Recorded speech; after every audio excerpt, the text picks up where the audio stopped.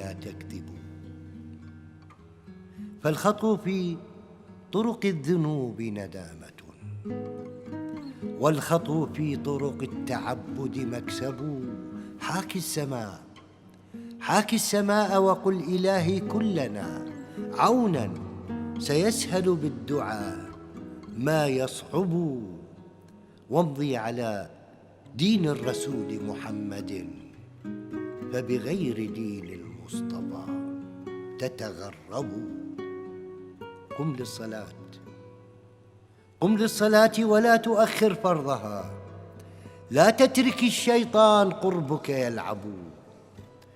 واعط الزكاة فلو تفكر في بغد سيلهب ما جمعت وتلهب. لا ترتجي الأوهام من كأس الهوى، ويل إذا من كأس ظنك تشرب. تلك الحياة بما تفيض ستنتهي، أو ترتجي ممن سيفنى مطلب.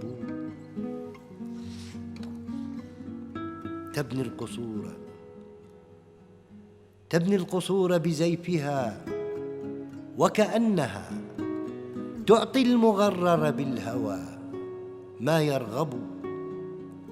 وتقيد الأفكار في أوهامها طمعا، ويمسح زيفها ما تكتب.